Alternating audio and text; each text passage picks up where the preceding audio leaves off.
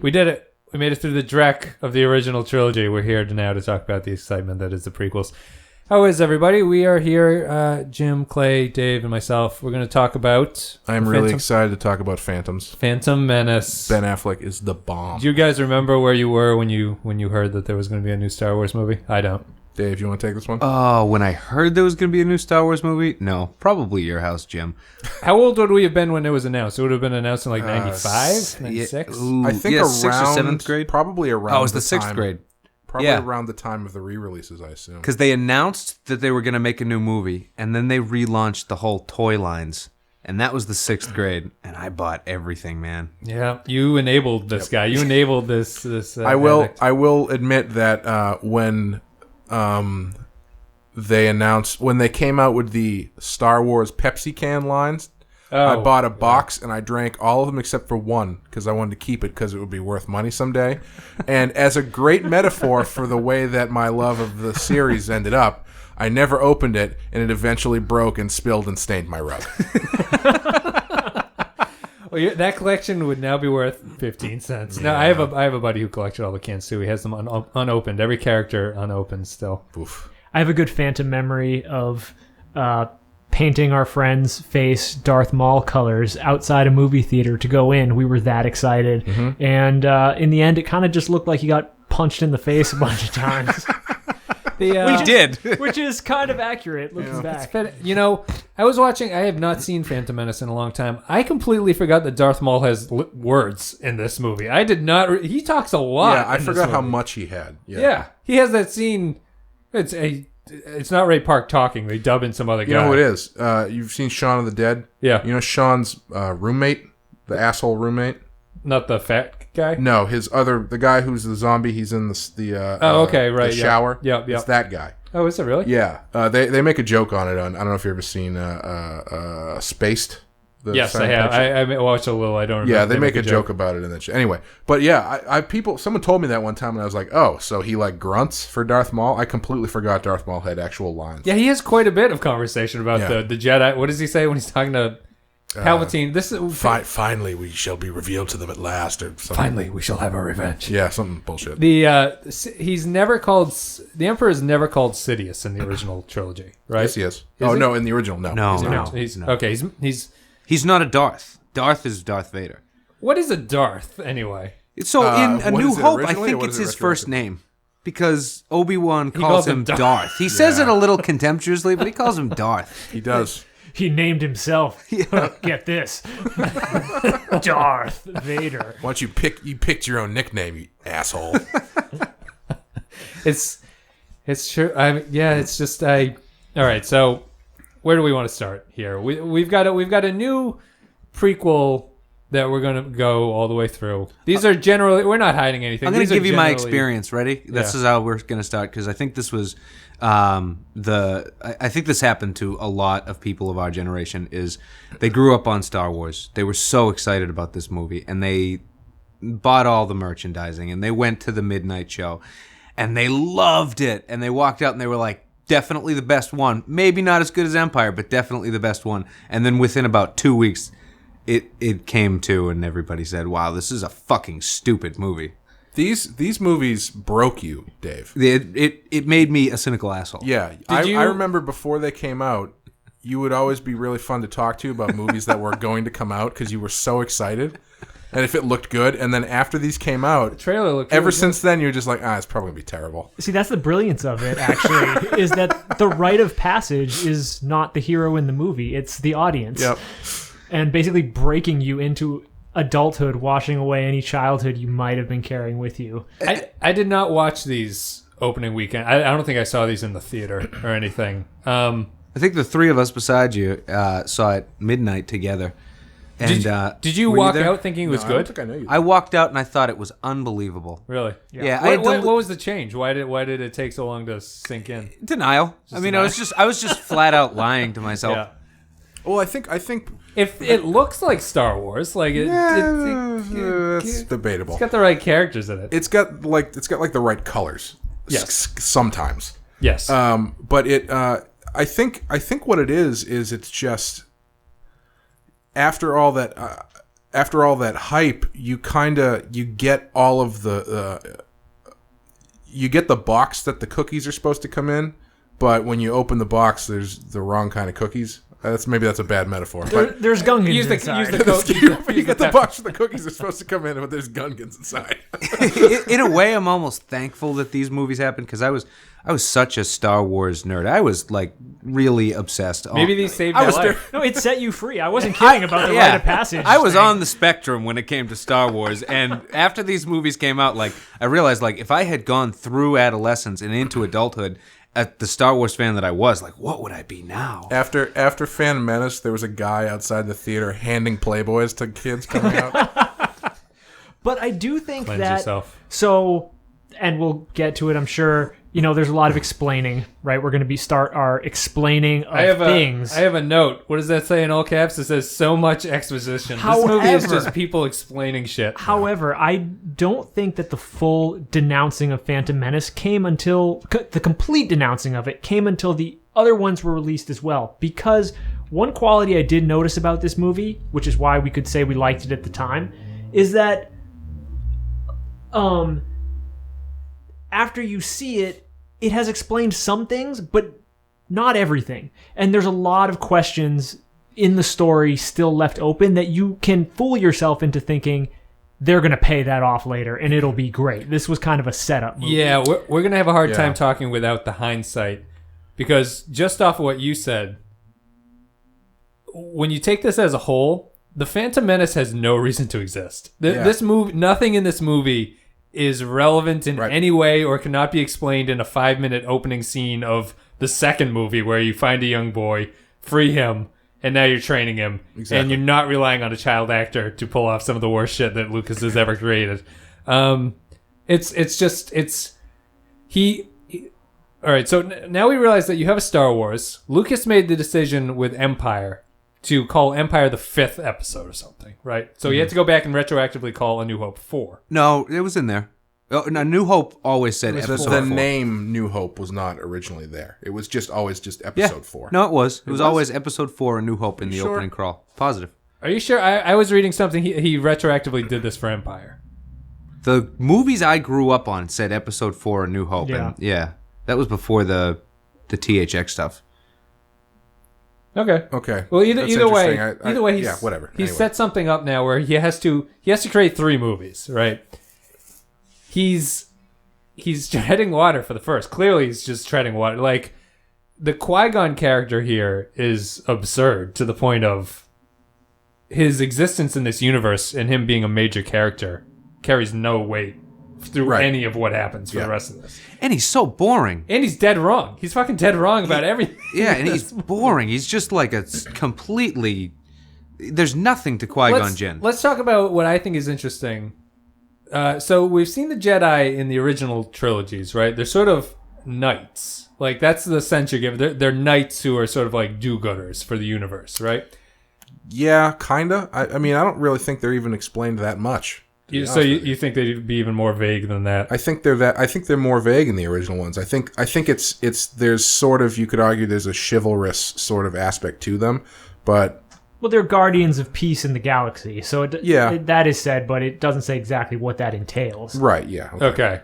Anyway, what they do. What's interesting in the prequels, and it's interesting. It's not great. They turn them into a UN force, which is a fascinating turn of events for the Jedi too. They're basically hired guns who seem to be the police force of the galaxy.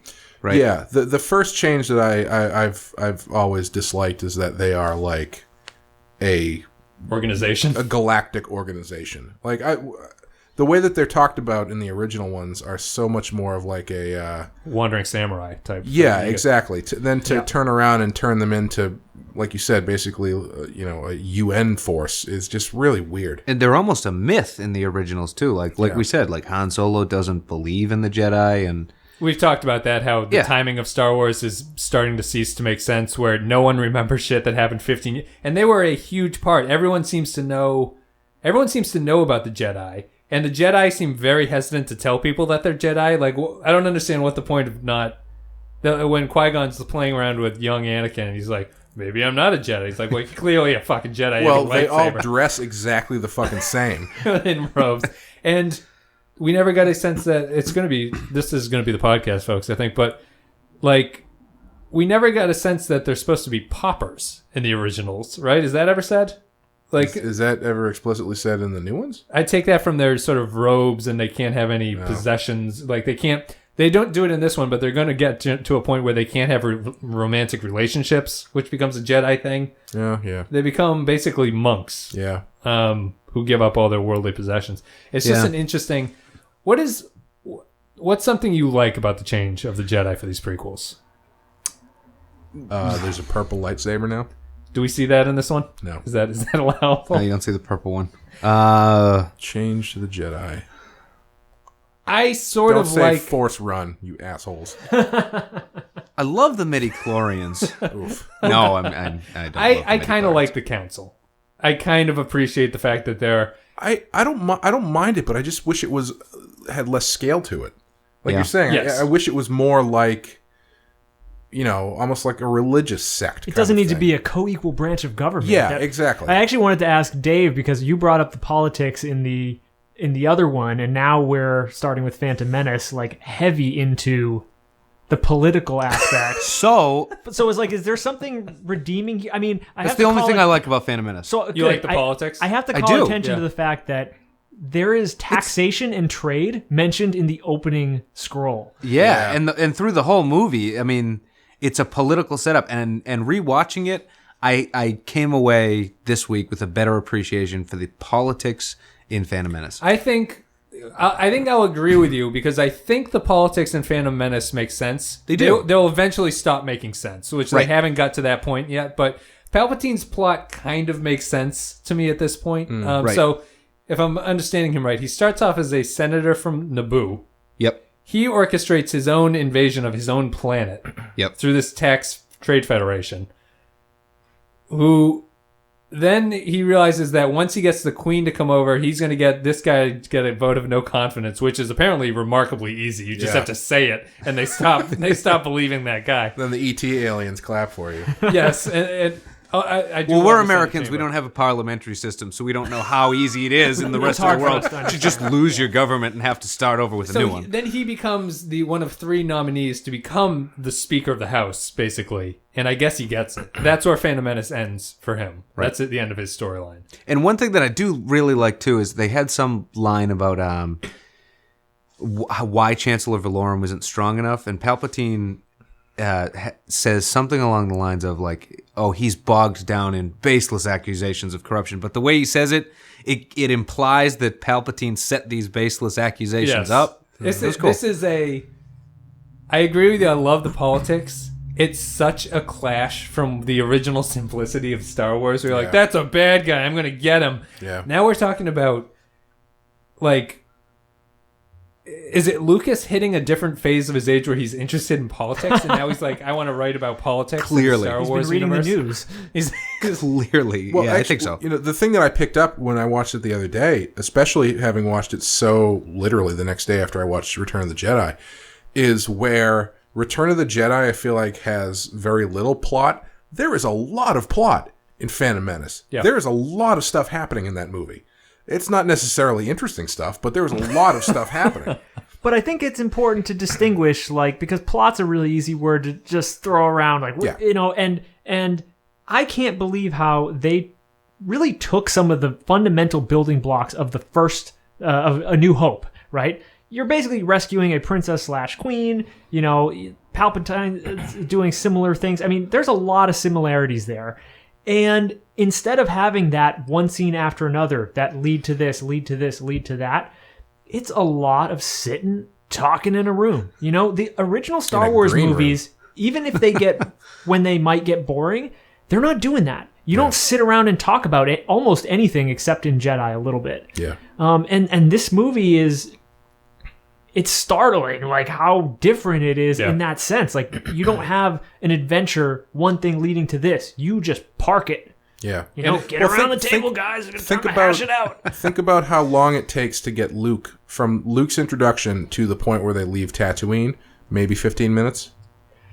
Yeah, it's right? probably 50 minutes for versus Phantom Menace, where they meet Anakin, and he's hanging around for an hour.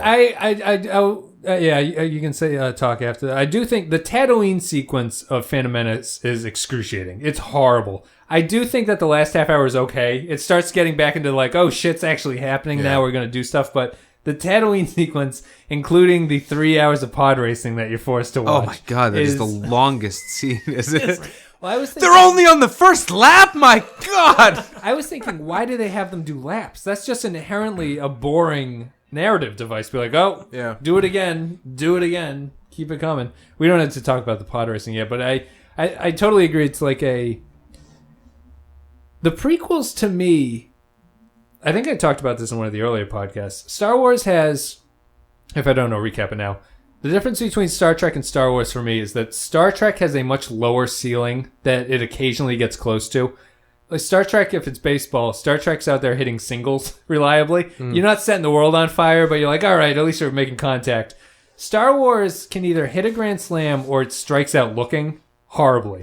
And so the ceiling for Star Wars is very, very high. And I think the prequels, what's so frustrating about them is you're like, oh, I can see it. I can see the good story. It's right there. What the fuck are they talking about? What is happening? How is this going to go down like this? And that's my general sense of, that's where the frustration is. And I think Lucas should have paid somebody to turn the prequels into a season of television, because that's what they're begging to be done. Because what he's trying cartoon season of television, something along the lines of like Rebels or Clone Wars, whatever. Or I mean, the other big mistake I think he made is the prequels should have just been Obi-Wan and Anakin. Oh, absolutely. There's no reason to involve anyone else. No reason Qui-Gon needs to be there whatsoever. It's, you know, they Patton Oswalt has a good bit about why the prequels are so bad, and it involves, you know, being like, oh, well, you know, Darth Vader, you love Darth Vader, right? It's like, oh yeah, I love Darth Vader.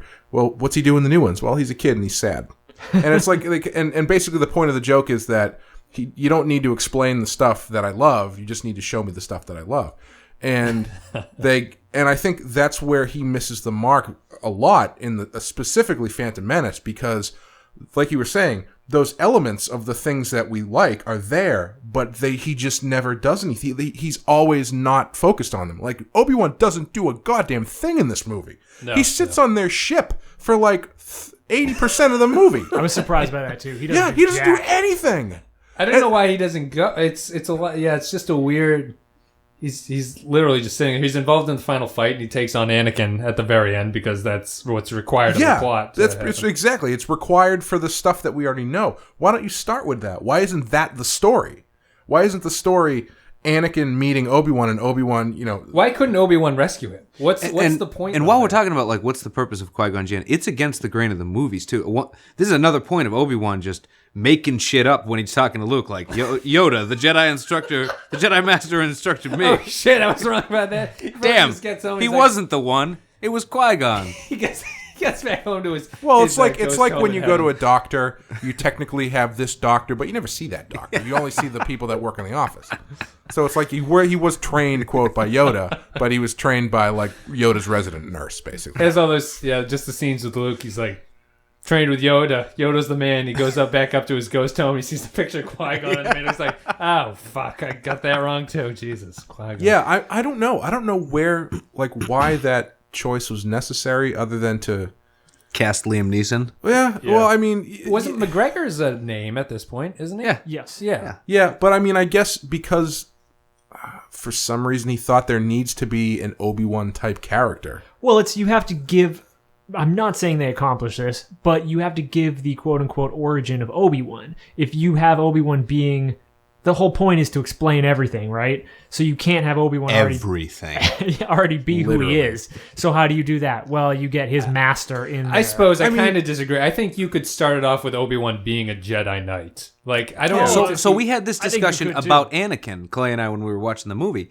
And he kept asking, like, why have Anakin as a 7-year-old? Why start there? And the only thing I could think of is that's where you start if you have to show somebody who's totally innocent. If you want to show his entire turn. But you don't need to do that.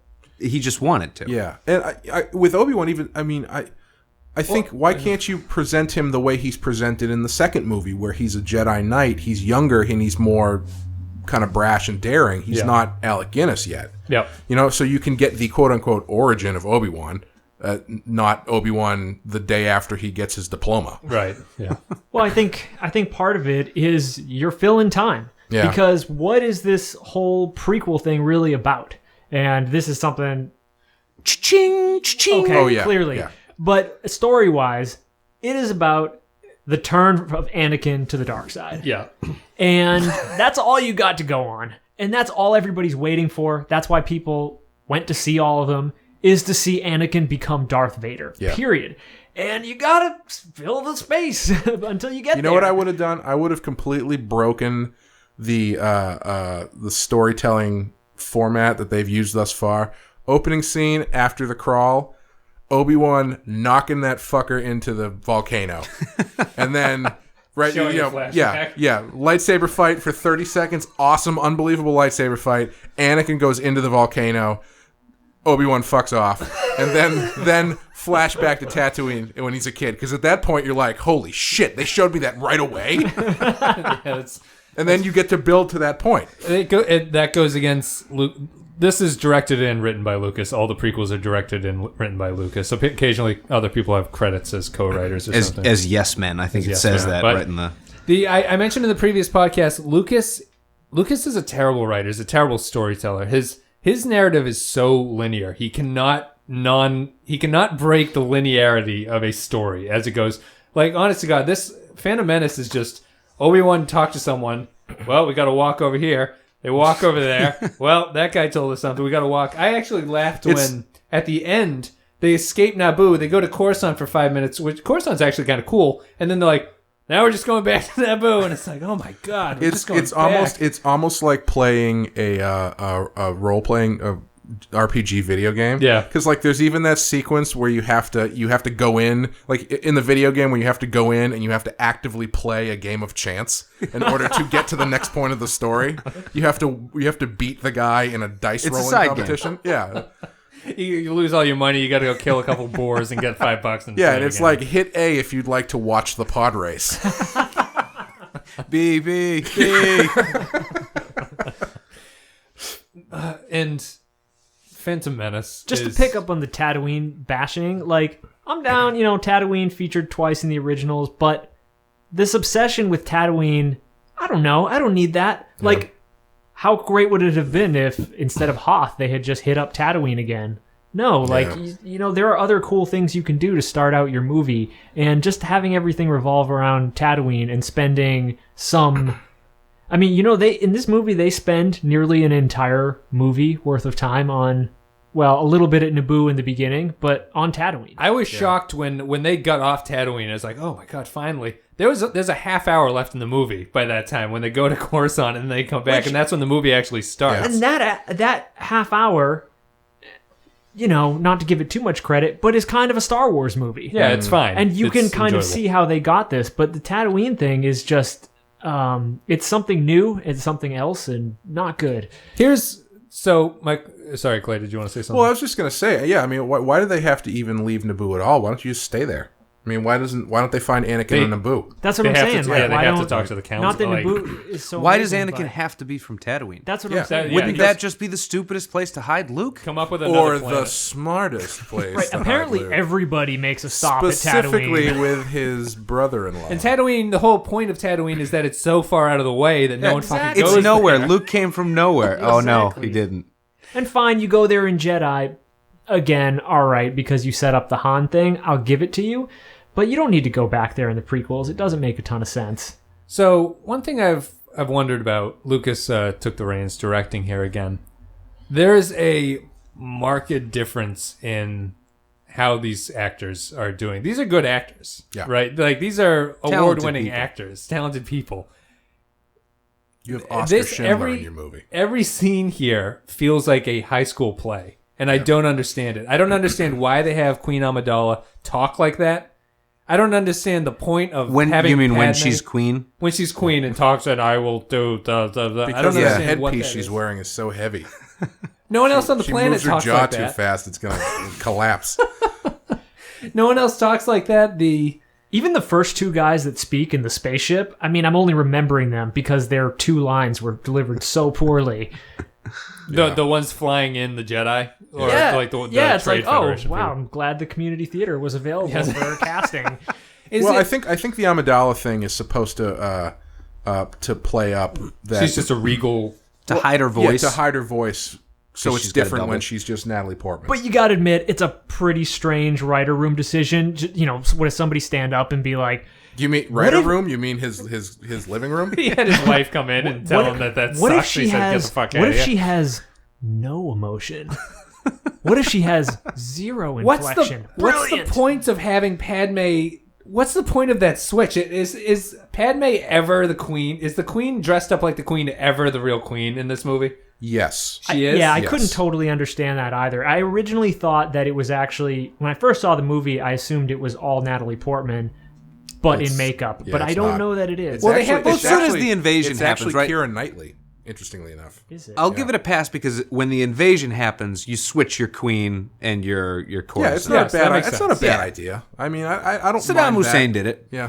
No, it's not the worst idea. It's, I find it needlessly confusing in a series that is pure fantasy. Like, I don't need this duplicitous. We have a body double in case a bullet comes at you. It's like, And how many lines does Qui-Gon Jinn have where he doesn't understand that this is the queen he's talking to when he's talking to Padme? Oh, and But then they look at each other. Him and Obi-Wan look at each other like, "Well, I fucking told you that was the queen." There's the great scene where she reveals herself to to Boss Nass, and Qui-Gon's like, "Fuck, man, she got me."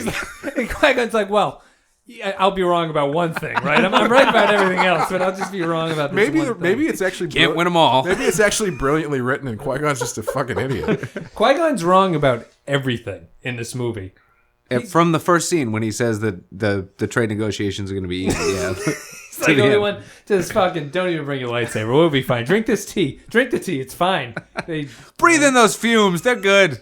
but I'll stick up for Liam Neeson. I think he's one of the few actors who's like doing his job. Like that dude is acting like a Jedi. Is He this looks what like Jedi? a Jedi. He can be a Jedi. I was down with what Liam did with the little he received. Yeah, I don't think he's particularly bad in this movie. He's I think physical. fine. Yeah. He's intelligent.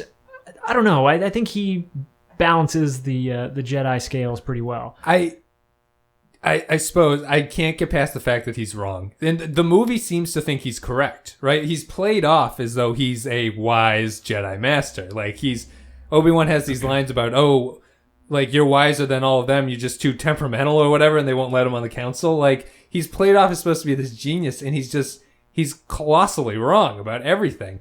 And they've retconned it now where, the argument about Anakin is bringing balance to the Force through an incredibly convoluted manner where he's going to do all this horrible shit and then he's going to bring balance.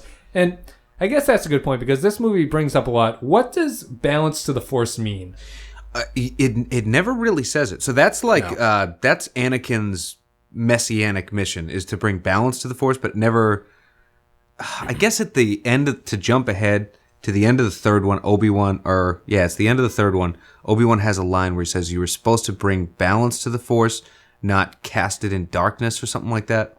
But here's my problem. That's as far into it as they get, though. It's what I was talking about in the last episode. It's more. I'm covering up things I should actually actively think about by just writing "The Force did it." The first lines in the fucking movie that the Jedi say, he says, "I have a bad feeling about this," and then Qui-Gon's like, "Yeah, but search your feelings. Use the Force or some shit. It'll be fine." It's like, oh, Control S. I can send this to the investors, and they'll know I've started. Great pages, George. It sounds like Star Wars. But it's like there's so much of that. It's the Force speak is ridiculous. Well, I just don't understand because I don't understand balance to the Force because they do mention this in the original trilogy, right? They say he's supposed to bring balance, No. right? No, they never say that. And I had the same exact problem you're having. Like, what does that mean? Is this supposed to be like you get the wishes from the genie and you wish for something, but it turns out to be the opposite? So what I took it as... They seem... Sorry, David, but they seem to... My point is that they seem to say balance to the Force. Anakin is going to bring balance to the Force and eliminate the Sith. My argument is that doesn't seem to be balanced to anything. And the Jedi are always like, there's always two Sith. There's always two Sith. You got to know there's always going to be two Sith. Question about that. We were having this discussion the other day. I think that's a little bit undefined. Because is it there are only two Sith in the entire universe? Yes, or is it they only travel in twos? No, I think there's only two ever. Which I think why are they so really hard dumb. to get rid of? Really stupid. No, yeah. because I thought it was like, like you're never going to see three Sith. Well, no, that's what makes the ending of Jedi okay, because when you kill one, you become him. Like, you become that Sith. To kill the Sith, you have to become them, basically. I guess, so it's like, I don't know. It's incredibly... needlessly convoluted. It is Really convoluted. terrible villains. Unless, of course, the Sith are the number 1 and 2 in the galaxy. Then you've got a problem. But otherwise, like, who cares? Yeah. Right. Yeah, just avoid them. I mean, I spent a lot of time thinking about this because I had forgotten the line where they so explicitly say there's only two of them. And I think the only way you get out of it is, like, is it contingent on being a Sith that you can use Dark Force? I think that's the key. Like, are there people out there who can use Dark Force, the dark side of the Force, who are not Sith? No, the movies do not imply that. The movies imply that if you're using the Force in a bad way, you're Sith, and there's only two of you. And that is where I have the problem. Like, if you are telling me there are only two people using the dark side of the Force in the galaxy, Yeah. I think that's ridiculous. Well, the counter argument would have to be with the dark side is much more powerful. That's what this thing is supposed to. They're constantly harping on the power of the dark side will do it. That it kind of makes sense. Is because you're so powerful. There's only two of you at any time. Yeah, like, I mean, I guess you could make an argument that where the Jedi, there's a bunch of them, and they're all kind of like peaceful, and they don't believe in the authoritarianism of the dark side. Like they're much happier to sort of spread the wealth. Part of the dark side is hoarding that power for yourself. Right. So I guess you could kind of, but it's still stupid. It is. But see, this is my conflict with the prequels. I like this universe building they're trying to do. It's just so poorly thought out that I'm like, I can't stand it. I agree. There's an article I want to send you guys that I think we should talk about at the end of the we cover the prequels, and it posits this reading of them that the ideas presented are actually like the perfect prequel, the perfect story. It's just that the execution is so bad. There was a great the Unjustly Maligned podcast that Clay turned me on to, where they talked about shitty things. They did the final one, Revenge of the Sith, and the host summed it up well. He's like, the prequels sound great if someone describes to you what happens in the prequels, and you're like, oh, that sounds really awesome. I'd like to see that. And then you watch it, and you're like, everything is wrong. Could you imagine someone sitting down and listening to someone describe to you what happens in Phantom Menace?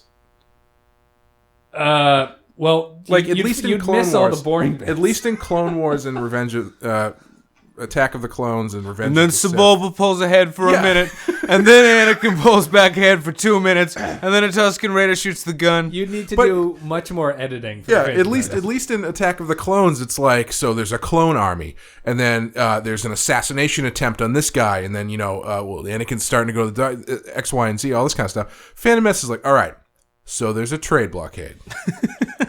Set up. No, it's more like I imagine while watching it, like Liam Neeson reading the script, and you have Jar Jar steps in poop. Yeah.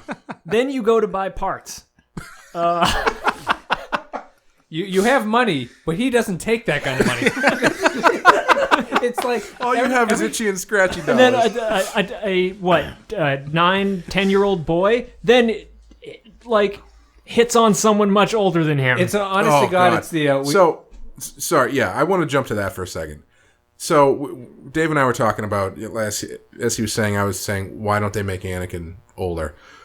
If they just made him like 12, or 12 or 13, that whole relationship makes way more sense. Because the way that Amidala interacts with Anakin in this movie is so it's so babysitter and young kid that it's like I can't connect it at all to what ends up becoming I hate sand later in the second one. It's like but the even connection still, is do not you want there. to see that? Like, is that if Well, I gave you a bunch of options, if you're gonna pick that one? If the exact turning point moment for Darth Vader to turn from Anakin Skywalker into Darth Vader is, my wife who I love is going to die. She's dead. Now I've become an evil Dark Lord. You have to buy that. Yeah. And if you start with a fucking 8-year-old kid and a 15-year-old girl, it's like, this is kind of weird. Yeah, it's too weird that they. And then you eventually jump to get the into a second one. relationship. You jump to the second one, and it's implied that they haven't even seen each other for like 10 years. Yeah. And I don't know. Maybe you could argue that makes more sense. I don't know. But it's such a strange choice. I was actually thinking when we were watching it the other day, is the only reason they make him a kid, aside from, I agree with you, Dave. I think that putting him at an age where he is completely innocent does make sense to a point. I think it's an interesting choice. I just don't think he thought it out all the way. Yeah. But I was also thinking, did he make him this small because all of the pod racers are this small? Did he come up with the pod racing scene first and then write backwards? Shit, I gotta make It's a deleted scene of Hayden Christensen just like knees up to his neck in the pod racer. But I think the major failing of this, and I think it's what a lot of the things that people hate on stem from, is that specifically the midichlorians thing stems from this. Like we were talking when we were watching it, Dave. We were talking about the midichlorians thing and how stupid it was, and it occurred to me why it's there, and it's the laziest writing, because through the whole movie you never see Anakin do anything that implies that he has the Force at all. You need to quantify it. Yeah, the only way you know he test. does is because people tell you he does.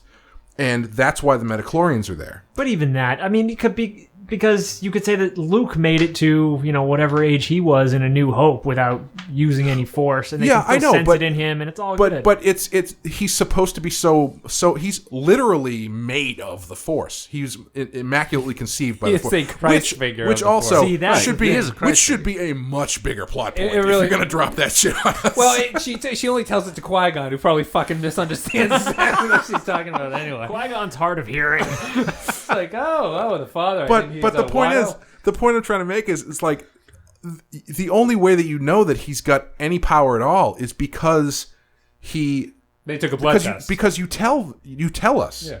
At least in the original one, Luke starts using the Force to block the thing, and then and he learns how to do the Force pull. I mean, you could admit that he's young and he hasn't. He's like in the X-Men, he didn't develop his powers yet or something. But it's just such a ham-fisted way to tell you how important somebody is. I don't think it's done for characterization. I think it's done purely for explain everything, because it's not the first prequel or even sequel to feel like the value is in, it's like the people who always worry about what happened after the movie was over, and did the character really do this? It's like, no, they didn't do anything because the movie's over. Yeah, and it's right. People want those explanations, and that's where the midichlorian. But the virgin birth is so much worse. It's so weird. I had forgotten about that, and midichlorians are first base compared to that thing. Like the virgin birth is. I can't believe they did that. Yeah, it's real weird. It's a little awkward. My favorite thing about the whole midichlorian scene is that Amidala's ship has the software to detect midichlorians. Like, he just plugs it in and they're like, Obi-Wan, run the numbers. And Obi-Wan's like, shit, yeah. 20,000. 20,000 is higher than Master Yoda. Motherfucker, where'd you get this from? Highest ever. Little trivia fact. He's playing Donkey Kong. He's just like, yeah. What are his 3 initials so I can put it into the score sheet? The blood test thing is stupid. I think I kind of agree with you. They needed because the Force up to this point, which you kind of accepted in the original, is just like people just tell you you're good at the Force, and you go like, oh, that's a good thing. Like Luke does it, but it's like he needs someone to tell him that it runs in your family. Right. It seems to be genetic. You'll have a good time with this. They needed the blood test to like. It's almost like he doesn't think that the audience is going to believe that this is the case. It's like, Anakin Skywalker, I don't believe that. He can't be strong in the Force. You've established this. I always thought it was strange. So we were watching it the other day. There's a point during the pod racing sequence where his shit comes unplugged, and he uses this magnet. Yeah, gun. he uses a magnet. Yeah, I was like, why don't you use the pod racing scene to have him do some instead of using that magnet gun, why don't you have him force grab that thing? Obviously, have him barely reach or it, not know that, or not, have it be the first time he uses the Force power. If he's that powerful, I would believe that he would develop that stuff that young. I don't even think. I just think all this, chosen one, and he has to be the most powerful ever. I think that's just all in the same bag of lazy writing. No, I you've seen absolutely that agree. Like, I you don't absolutely need agree him with to you. be the best ever. He's Darth Vader. Yeah. Like, Darth Vader, point. you can ride that a long way. Yeah. You don't need to explain Good a point. damn other thing for him to be great. Yeah. Other than, like, hey, this is going to be Darth Vader. Yeah, no, I absolutely agree with you. I think all of that stuff is just really, really lazy writing. But if you're going to be lazy, you may as well be good lazy, and it's not good lazy. Yeah. It's lazy Well, lazy. there's a couple things that I noticed about lazy writing. The Lucas seems to think that just because he says something, he's like, this will make sense, or this will be the way it works. Like, we've watched the original trilogy, right? Yoda has the complaint, Luke is too old. Yep. And he goes, well, all right. He's like, he kind of tosses it as like he doesn't even really believe in it. He's just like, well, fuck it. He's like, Yeah, he's it's too like old. just I'm an not gonna-" excuse. Right, just an excuse.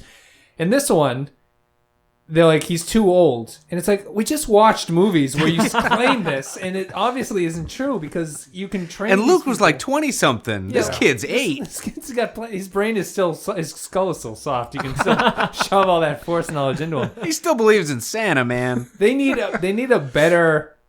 For as organized as the Jedi hierarchy seems to be, they're very disorganized about who can train, who is training, who can be trained. It's very up in the air. They need some documentation or something in there. Well, I'm okay with it because then you get that scene in the third one where Anakin kills a room full of 8-year-old kids. Yes. Which is... See, Talk I about like, things I can't believe they did. The third one's terrible. I like the Chosen One thing just because at the very end, Obi-Wan can scream, "You are the Chosen One." He ruins it by continuing to talk, explaining what that was. You were supposed to bring balance to the Force, and instead, you did all this horrible shit that left us in darkness. If you just... We're not there at the third one, but Yeah, I mean... we can get to that when we get to it. But when you... It's everything... I've said it a couple times. It's everything here that I'm like, this is good. I want this to happen, and none of this is coming through in any way that makes me happy about the way it's gone down. yeah. Ending with... Well, let's talk about something happy here. I like the lightsaber fight in this movie. I don't. Yeah, I think, Dave, I don't know if you put the bug in my ear, but watching it this time, I just wasn't It's okay. It's like 20 minutes long. There is actually, no exaggeration, 0 dialogue through the entire thing. Yeah. It's and it's really fast for 20 straight minutes. It's boring as hell. I kind of disagree here. I thought it was subtle because what he does is he actually... it's the first time a lightsaber fight has had a story that goes along with it. So that's what I said to Dave after it was over. The one thing that I will give it, I think one of the other big misstep is that they killed off Darth Maul because he didn't get a chance to do anything. But the thing that he does something that nobody else except Darth Vader has done in the Star Wars universe up to this point. He kills a Jedi. Yep. And I think that moment actually works really well. Yeah. Because he kills Qui-Gon, and then he gives a look at Obi-Wan. It's like, I'm gonna fuck you up as soon as that red thing opens. But he doesn't really do much in the movie, but that instantly gives him more weight than anybody we've seen up to the point. Yeah, I agree. It makes... It's unlike any other part of the prequel, right? Because the rest of the prequel is people explaining shit. Everyone's telling, this is an explanation, this is an explanation. This is the one time where it's actually cinematic, where you get a glimpse into characters from the way they act. Qui-Gon meditates during a break in the fight. Yeah, Maul I like that. paces Yeah. like a That's tiger. a cool touch. And it's like, oh, you don't have to have Darth Maul go, I'm very impatient, I can't wait to kick your ass, which seems like it would happen in every other part of the movie. Yeah. Instead, I like that lightsaber fight because I think I talked before about the physicality of the lightsaber fights are getting better. Like, they're actually fighting at this point. Mm-hmm. And there's a narrative of they fight, Obi-Wan gets separated, Qui-Gon has to fight on his own, Qui-Gon dies. Obi-Wan, the anger, I think you could argue that the anger of him losing is what causes Obi-Wan to beat Maul. Like, that's kind of because you've always shown that the dark, like, embracing that anger is what allows you to kill the other person. And it's an interesting thing to be like, oh, that's Obi-Wan brushing against the dark side. Lucas never follows this up, of course. He just assumes that he killed him because of that. But it's the only lightsaber fight where there's a narrative going on inside the fight. And I think it's important. Well, I think that's how you use narrative. Yeah. I mean, It tells it's not two characters. Okay, let's put it this way. If you were to remove the lightsaber sequence from this movie and just watch it in and of itself, I think you're right. I think you can get all of that stuff from there. However, I think the reason that it ultimately fails is because if you look at it in the context of the larger story that's being told, I don't give a shit about any of those characters. Qui-Gon, brand new, don't give a shit. Obi-Wan, I know Obi-Wan, but he's been in the movie for 5 minutes. Don't give a shit about him. Darth Maul, looks cool, kind of neat, been in the movie for 10 minutes, hasn't done anything, don't give a shit about him. So you've got these three guys who, if you get to this point in the movie and these three characters have weight to them, especially regarding each other, like you have in Empire Strikes Back, that fight's going to be amazing. But it's basically, I think what it comes down to with this movie, if you look at it, it feels like you're reading note cards. You know? So this feels like, all right, lightsaber fight, Qui-Gon gets killed, Obi-Wan kills Darth Maul. That's like the card lineup on the wall. Yep. And there's just no weight to it. Yeah, the way I would compare it with the originals is in the original trilogy, each fight, the characters have some pre-established relationship. Yeah. Right? And, Obi-Wan Vader, Luke Vader, then again at the end in Return of the Jedi. But in this, they don't even know who this guy is. Yeah. They just know, ooh, he's a baddie. So I don't like the characterization part of it, like you were saying, Clay. But I actually liked the fighting of it better than I thought I would. Yeah. Because I think later the prequels go into that super twirly CGI look that totally ruins it, but this doesn't have that. I actually thought, especially when Maul was only fighting one of them at a time, it actually was pretty cool. Yeah. And it was about the right speed. It wasn't too fast. I didn't like when he was fighting both of them just because he's like not looking and it's magically blocking. It looks like, too choreographed. Hey, he's using the Force, man. Of course, right. The Force is taking care of it. He can see like 0.3 seconds into the future, so he knows where the hit's going to come. It's too choreographed, but there's actually a cool like physicality to when Qui-Gon's getting mad and then calming down and then Obi-Wan's flipping out. It's good stuff. Yeah, I think I still like... I mean, I totally agree that the character... You don't care about the characters because the movie has not done anything to make you care about them. Yeah. I do. Most of the other fights are just kind of two people in a room. They do a little fight for a little bit, and then that's kind of it. There's no staging, really, beyond... They're in a cool setting. I'll be honest with you. I was surprised how much more I liked the very quick fight with Qui-Gon and Darth Maul in the desert. Yeah, it was filmed differently. It's filmed to look more intense, sort of. Like, you get shots of just the lightsabers hitting each other. And it was just, I don't know, there's something about it that was, it was more like, instead of the way they presented at the end, where it's very, staged and we are preparing ourselves to fight, it was just like two guys running at each other that both happen to have lightsabers. Unfortunately, it's bookended by, Qui-Gon, sir, wait for me! And then Qui-Gon jumping into a plane. The other reason why you liked it is because after 75 minutes of the movie, nothing is happening. That's true. And you're like, oh, thank God. Like, so, Star Wars. What you said about it being shot differently and interestingly is, I think... So, my point of view in this movie is kind of two sides of the same coin, negative and positive. Positively, I think this movie is actually incredibly groundbreaking. For what had come before it, there had not been a movie up to this point that used CGI to the level that this does. And it does it fairly convincingly. There's some, obviously, the Gungans are kind of whatever. And it does it much better in 1990 terms. Yeah, as far as 1999 goes, I was just thinking about those scenes when the battle droid ships are coming down and they're all opening up and the things are coming down. Like, nobody was doing that. This is the first movie to ever do that. And so the stuff that he was doing, very groundbreaking as far as what came after it. And, I think he said, and I know he said this as a way to defend himself, but I don't find it to be a very good defense, where he says, there would be no Avatar if there was no Phantom Menace. And I was like, well, then maybe you shouldn't have made Phantom Menace. So can I just say about the lightsaber battle, to compare it to the... All right, I'll say it's better than the Attack of the Clones or anything from Revenge of the Sith for those reasons. They're too twirly and it's too much CG. But the lightsaber duel in...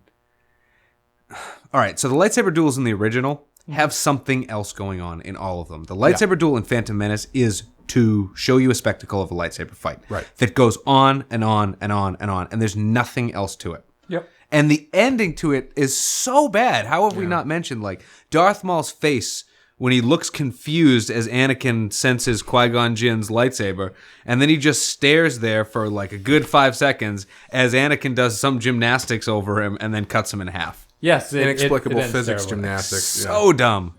Well, it kind of goes to my flip side of what I was saying, which is for as groundbreaking and different and new and advanced as the stuff is that he's doing, he's not doing it in any way that's interesting. This whole movie feels like he was just putting stuff in front of a camera. Here's your lightsaber fight. Exactly. Here's your lightsaber fight. Thanks for the $10. Let's have like 8 aliens walk across the camera. He's got really good stuff to work with. Like Amidala's costumes are amazing. Yeah, they're beautiful. But it's like there's that one shot of her in the hallway that's a nice shot, but everything else is just like, oh, there she is on the camera. Yeah, sitting in a and chair. Cut. And it's just there's no artistry to it. It all just feels like here's your toy. Yeah. It's sad. It's so very flat. It's just everything is very flat. He's been thinking about this, right? Like Lucas has to have has he not been thinking about this? How does he not think about You're this? right. You're right that it feels like he hasn't, right? He's had, 30 years, 20 years in between? And Has he thought about it too much? Has he overthought it to the point where he's missing the obvious gaps? Or is he just really doesn't give a fuck? He's overthinking it, not that he's missed the obvious gaps, but that he's gone out of his way to sew up any gaps there might be. Like, do you ever wonder who built C-3PO? No, I haven't. It was Darth Vader. How dare you? To tie that loose end up. Well, Then he inadvertently makes a new loose end he has to tie up at the end of the third one. He's like, erase their memories. Right. What the fuck? I mean, I just think it's, I talked about in the original ones. I was like, wow, some of these movies are surprisingly small in scope. You can consider it like a artifact of the budget he was dealing with. You can consider like he didn't think it was important to show the empire at that point. The prequels are exactly the opposite. Yeah. He's going so big so quickly that he's losing. The only thing he has to hold on here is Anakin. Anakin's the only thing that we need to care about in this, really. Like Obi-Wan, you're going to care about by proxy because he's going to be in 6 of the movies. You need to care about Anakin. And it starts it off with this. It gets so desperate at a certain point because Lucas knows he has to do it. He just can't set it up. Where Jake Lloyd playing Anakin, right? Happy-go-lucky kid. Everything seems fine. He's a slave, but he's like, hey, this is fucking great. Everyone's happy. He has a minor tragedy when his mother tells him to go away. Accurate depiction of slavery. It's Lucas, again, being incredibly accurate with artificial intelligence and the effects of slavery on a society. Yep. Anyway, Anakin seems perfectly happy. Happy, bubbly kid. He's flying around. He's pod racing. He wins the day for people. He has to say goodbye to his mother. That's sad, but he's going to be a great Jedi. He goes to the Jedi Council, and they look at him and go, full of fear you are. And you're like, what are you talking about? You're only saying that because you know you have to. Right. I thought the same thing at that moment. True. I was like, really? There's nothing scared about this kid. Yeah, full of fear after he single-handedly flew that ship into the trade thing and killed everybody. And was never like, wow, this is really scary. He was just like, oh, I know how to shoot this now. How did the Jedi ever recruit anyone? He's like, I don't know about you. Your thoughts are preoccupied with your mother, who we force you to abandon. It's like, who are the Jedi recruiting? Also known as not thinking? Fear. Also known as fear. It just seems it's so hackneyed, and it's not Jake Lloyd's fault because the script is written for Anakin to be a bubbly, stupid fucking kid. Right. And the elder Jedi are just out in the left field. They know because they have to know what's going on, and it's sad. So how? I don't like what. What's the other? I'm trying to think of like what the other option is. Do you make him like more of like an angry young man kind of character? I think Anakin has to be doing good stuff, but is troubled from a young age. Yeah, like he can't be this bubbly thing. Like the Anakin, we're going to talk about this with the prequels. Anakin's through line is completely stupid, and it makes no sense. He eventually gets angry over he gets passed over for a job promotion. Right. And he's like, now I'm fucking pissed. That's what's driving an epic space fantasy. Yeah, we can't even get into that because that's an hour conversation there. That's coming afterwards. But he needs to be like traumatized from Watto or something. It's too dark for Star Wars is the problem. Or my other angle would be you can keep him as the young innocent kid, but there has to be a point early on where he has to be the character who's trying to do good so hard that he will do it by any means necessary, and that's where he goes wrong. You know what I mean? Yeah. So it's like he's trying to do good so hard, and eventually, I guess they kind of do that. But they really, trip over themselves trying to do it. But I think it, like, because you see, it's coming later on. But to see him as a kid, if he were like, oh wow, you can use the Force to do this. I could free my mother if I did this. Kind of using the Force to steal food or something. Yeah. Anything like that. Like he's just been raised in this shitty environment. Or like if you watch him watch Qui-Gon cheat at that dice game, or just something little like that, where he's like, "Oh, I didn't realize that you could have this kind of power." But that it's actually not dice, Clay. It's a chance cube. My God. I have a chance cube. That's a really good one. Thanks. I'm just doing my Eastern European Jew, which is Watto. Can you believe we've been talking about this for 40 minutes, and we haven't even really said the word Jar Jar, which I think is interesting. All right, let's end. I have nothing else to say except for the Jar Jar stuff. So, great character or greatest character? Jar Jar Binks. Go greatest. He's doing shit you ain't It's never like seen Colonel before. Kurtz and Jar Jar are like right up there next to each other as just like the most compelling things on screen. The Gungans are a horrible version of the Ewoks, right? They're the same kind of thing. What? Just the primitive thing? A primitive race that everyone underestimates, but they come through as heroes. But they're played off. He makes them able to talk, so they're idiots. Me suspect. They drool all over themselves, and they apparently have advanced weaponry that they just throw around at each other. They've got shields that can block lasers. Like, where did those go? Why didn't the I rebels always use laugh those? at that scene for some reason when the droids walk through and they open fire. It is so many fucking shots, and the Gungans are just blocking it. It's so ridiculous. It's like. All right, we have commented about how bad stormtroopers are. Like, stormtroopers are terrible soldiers, but at least when they lose their Wi-Fi signal, their fucking heads don't fall off. Like, the battle droids are just the worst. I actually think that is a change that, that's a plot development that makes sense. Like, he shows the droids as why they're not particularly good. Like, the Jedi... Well, that and the fact that each one of them is basically just a Three Stooges character for some reason. Yes, yeah. They're like early 30s slapstick comedy characters. One of the greatest scenes when the Jedi are taking back Naboo and they walk into the hangar jet and he's like, "Hi, I want to get into the jet." And he's like, "Let me think." No, does not compute. He says it does not does compute. not compute. But he puts his Control hand up to his S. face and just goes, blast them, and then they cut through them. It's just so... they are Three Stooges, and the Gungans are... I guess they're all stupid, although we only get Jar Jar and Boss Nass and Tarpals are the only ones that talk, and Boss Nass and Jar Jar seem varying degrees of stupid, and Tarpals seems okay. Well, part of it is this new language thing, which I didn't realize that they actually don't do this in the original trilogy. Like, in the original trilogy, the aliens, they speak in other languages. Yeah. Right. Because that makes sense, with, maybe tiny exceptions. They all speak in other languages. But now in the Phantom Menace, all of a sudden, everybody who's not human, pretty much, speaks some accented broken English, English, some yeah. broken English. Now I have to it's open really my messed up. book of accents of the world. Well, it's a nice thing about the original, too. You can have aliens speak, right? And depending on what the plot demands, you can either understand them or not understand them. And when it's helpful because they're idiots, you can just be like, I don't understand what this guy's talking about. But I didn't realize how big of a change that was until I rewatched it. This brings us to my biggest criticism of the whole prequels, which is they're kids' movies. And I don't mean, like, Star Wars is kids' movies, but these are fucking cartoons, right? Yeah. You can't put subtitles in a cartoon because it's made for a person that can't read. Right. And that's what that's what the three prequels are. They're made for people who are so young that they can't read. They're cartoons.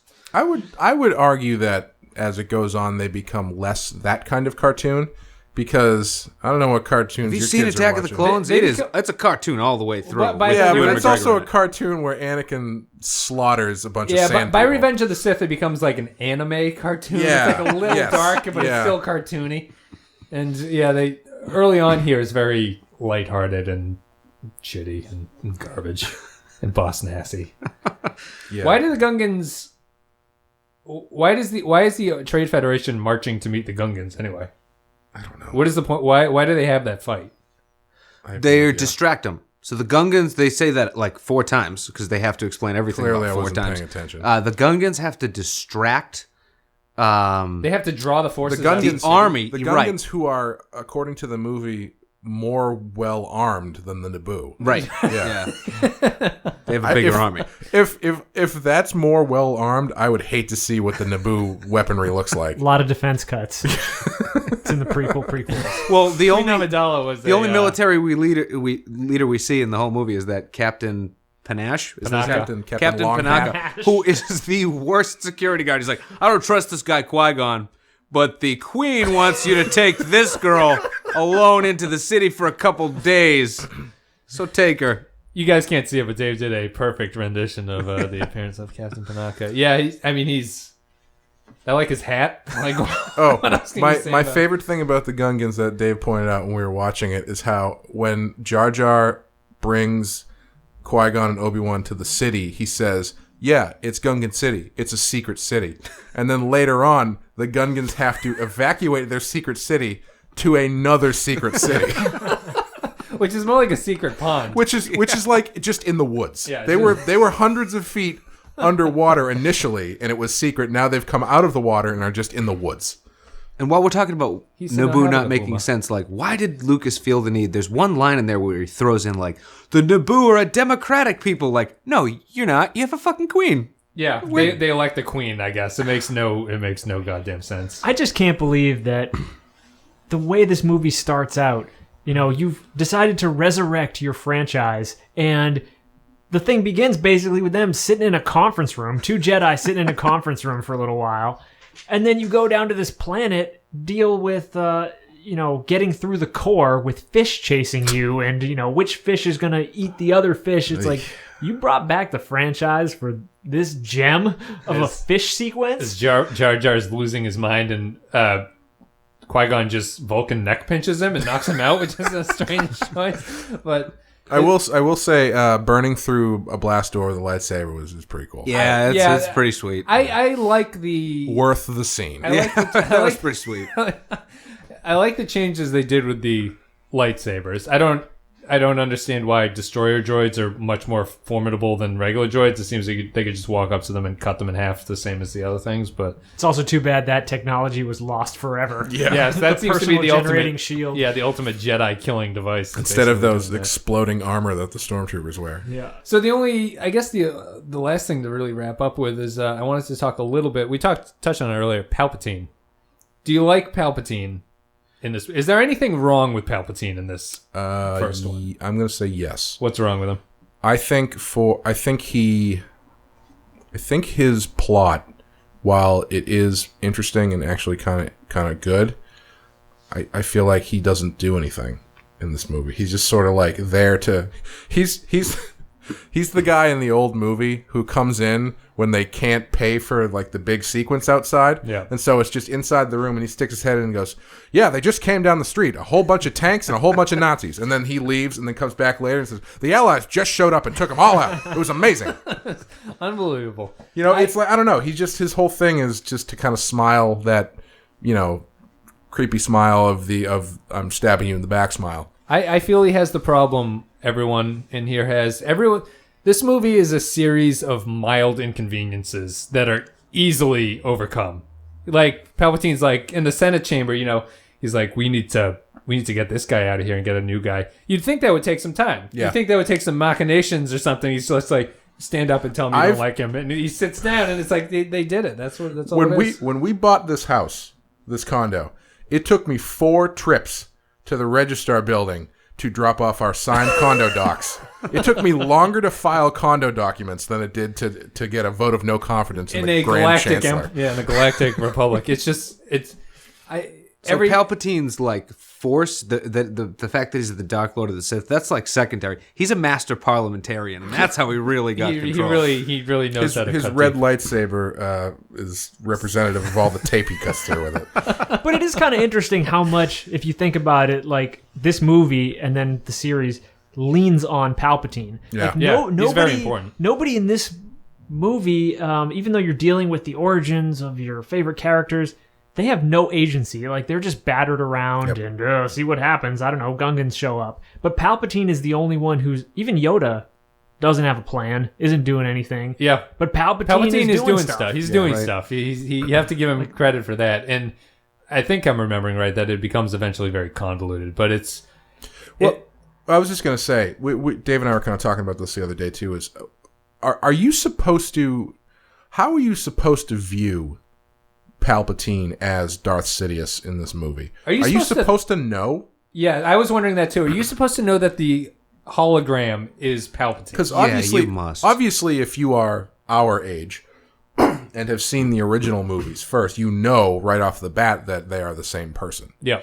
But is it filmed in such a way where he's trying to make it a little bit gray for people like younger kids maybe who haven't seen the original? The only thing I noticed was there's one scene where Amidala sort of spurns him and goes back to Naboo. He puts up a little bit of a fight. I don't understand if he's actually upset she goes back, because the scene ends on him and it cuts just as the actor's starting to smile. And I don't know if that's like a late cut or if it's an artistic choice that he's revealing at this point that they're the same.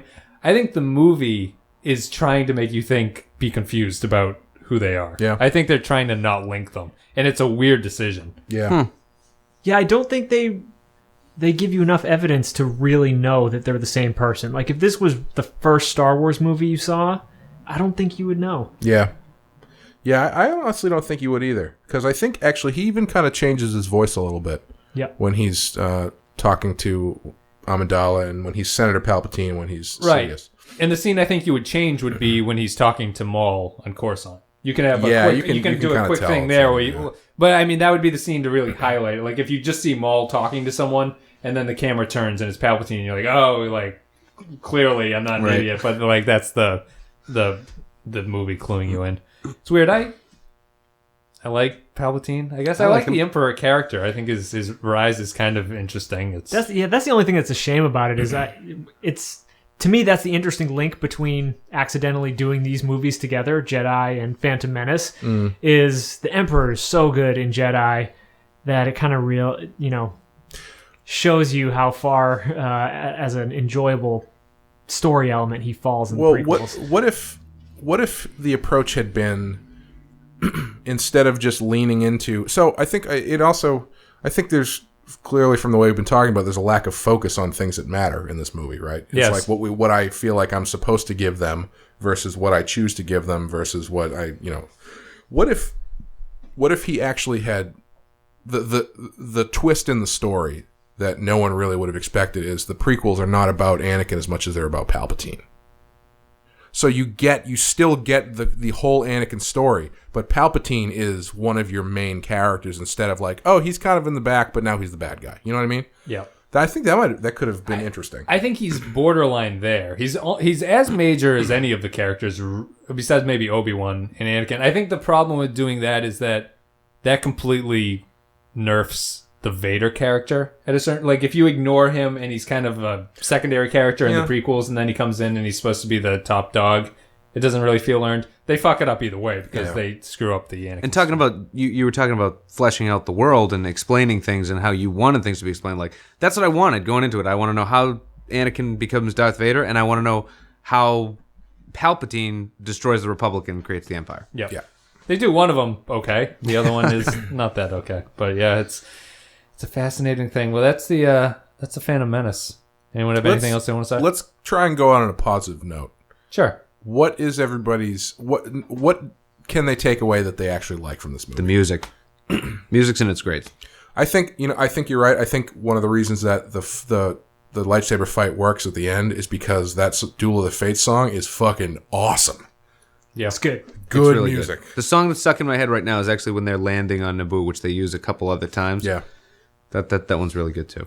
I still think that this one is the most Star Wars of the prequels. And without jumping ahead too much, I do think that there's still an organic quality to it that mirrors or follows the original trilogy. And I would give credit for that partly actually to the fact that it was shot on 35mm film. And that's going to sort of blend it together, keep it looking less video game digital like. Yep. And then also, I do think that they put a lot of effort into the design, and I think it's easy to overlook how good some of the design in this movie is because it's not used well, and because it's usually used for poor story ends.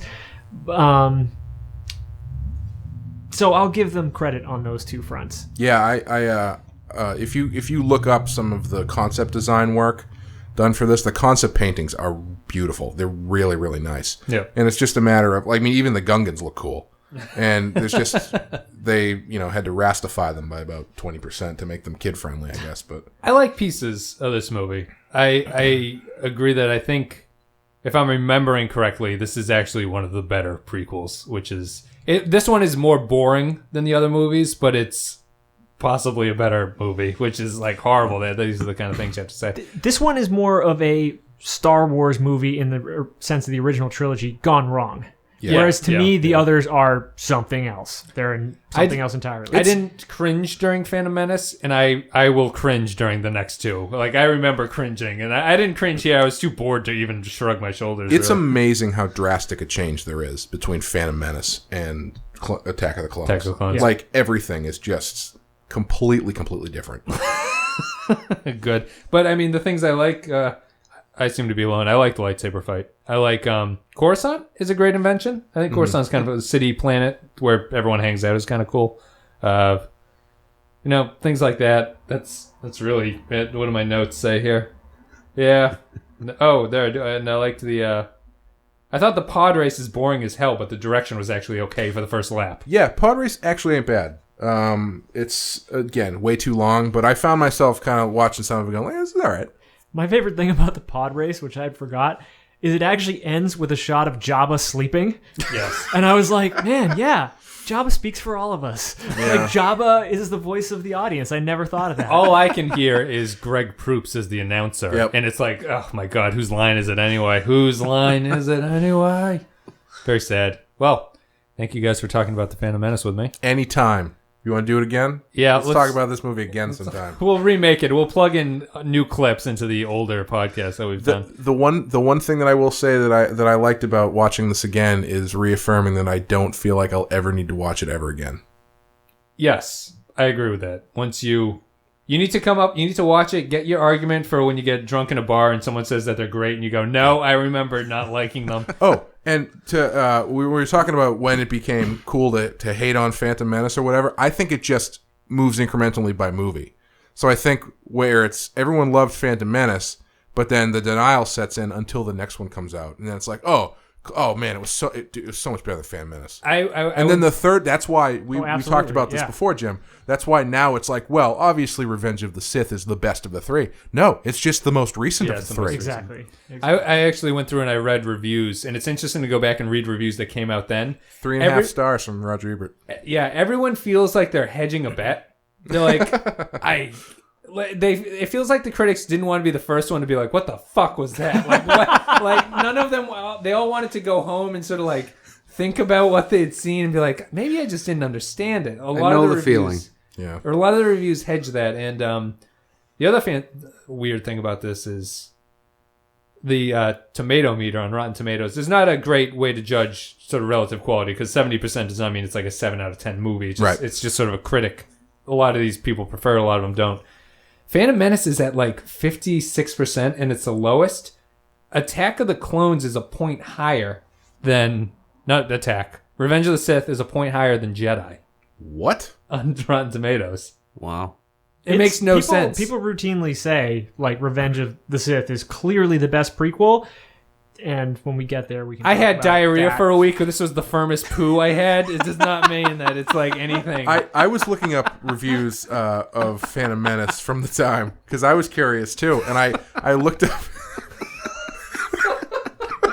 I'm using that. Sorry. I looked up, I was on Metacritic, and they do, number ratings, and Phantom Menace has 85 through 0.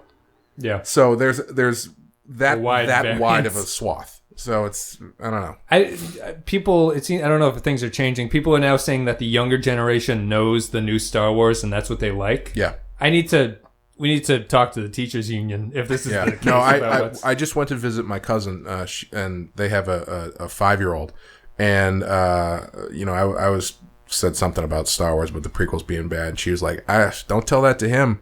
Those are the only ones he watches over and over again." And I was like, "Oh, that's great." And then I was like, "I gotta take this gun out." I'll deal with a 5-year-old. I can't deal with like tweens or teens at this point being like, the prequels are better than. It's like I don't know what you're talking about. That's coming. That's coming eventually. Yeah, we might already be there. Because how old? You're in 6th grade, right? This came out in 99? 99, yeah, we were in 8th grade. Right, so I was 16. Yeah, I was getting my permit, driving over to check out Phantom Menace. For the records, I haven't showed my kids the prequels. Probably never will. They can find those by themselves. Nice. Yeah. Good choice. Yeah. Thank you guys for listening. They can't watch the prequels, and they can't read Catcher in the Rye. Thank you for listening. If you enjoyed the content, you're on YouTube, like in the comments. Appreciate it. Let us know where we went wrong. Let us know why you think Phantom Menace is the best movie of the 6. Let us know all that stuff. Disagree with us. Thank you guys for watching or listening, and I'll see you later.